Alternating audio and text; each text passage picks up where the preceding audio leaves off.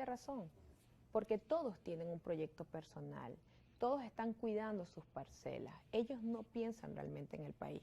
Bueno, también tendríamos que recordar, si ellos pensaran en el país, no hubiesen apostado a la asfixia del pueblo venezolano como un mecanismo para llegar a Miraflores, porque tenemos que recordar que esa misma oposición que no participó en la discusión del cronograma electoral, que hoy mantiene una candidatura a trocha y mocha hasta el final, sabiendo que no se va a poder inscribir.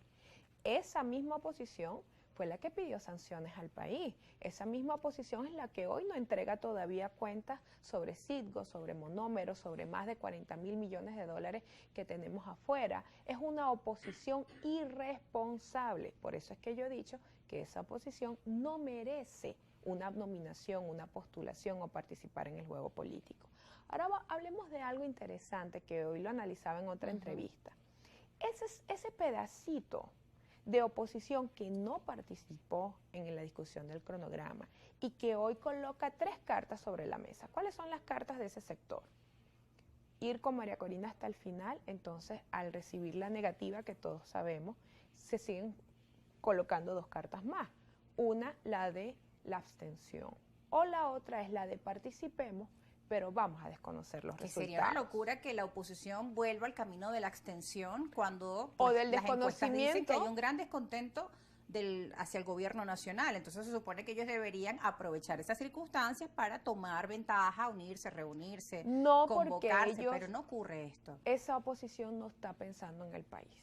Esa oposición sigue pensando es en su reacomodo político. Y es un sector además egoísta, es el sector que te plantea, si no soy yo, no hay cambio. Y ese sector lo que representa es el 3%, porque el 97% de la oposición, de los gremios, de la sociedad civil, que apuesta a la vía electoral, fue la que se reunió en la Asamblea Nacional, fue la que suscribió el cronograma, la propuesta de cronograma electoral, es la que ha venido reuniéndose, no en las mesas oficiales, pero es la que ha venido manteniendo un diálogo sostenido con el gobierno, y es lo que ha evitado aquí la confrontación política. Bueno, Indira, tenemos que ir a un corte, pero también quedan más preguntas, porque por otro lado también se habla que la plataforma unitaria ya habría llegado a un consenso y que Manuel Rosales es su candidato. Ayer Nuevo Tiempo publicó un comunicado.